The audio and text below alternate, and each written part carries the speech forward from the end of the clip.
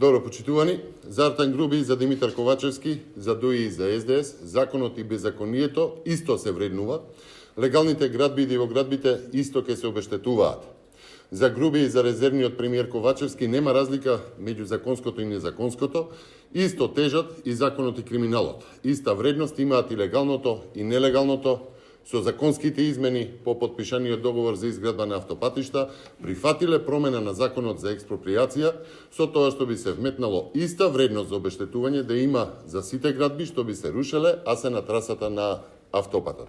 Иста вредност и за легално изградените објекти, оние што се градени со закон, со дозвола, со платени комунали, давачки и данок, но и за диво изградените објекти.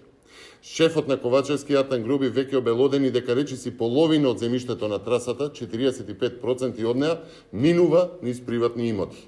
Ако веќе трасата е позната, а нема да се бара документ за легализација, тоа значи дека сега некој да почне да гради карабина без никаква дозвола, утре ќе му биде платено како да ја минал целата процедура и да има платени давачки кон државата.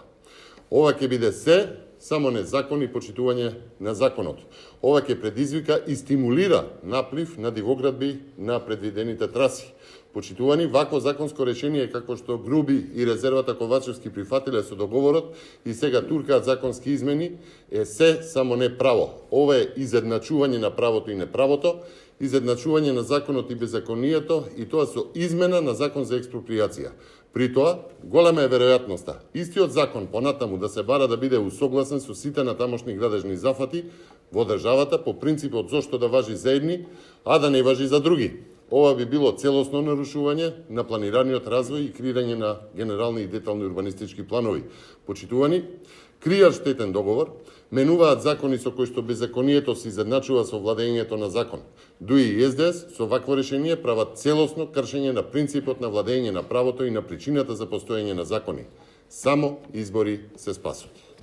Ви благодарам, повелете. Лидерот на ВМРО ДПМН Христијан Мицкоски рече дека нема да коментира понатаму било што доаѓа во врска со уставните измени, но сакам да ве прашам во делот на работната група, ВМРО ДПМН не делегираше свој представник во работната група.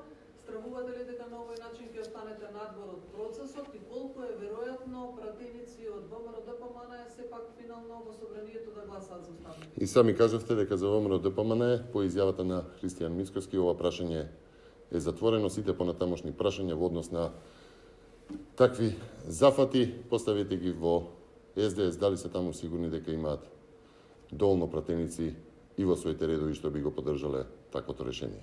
Ви благодарам.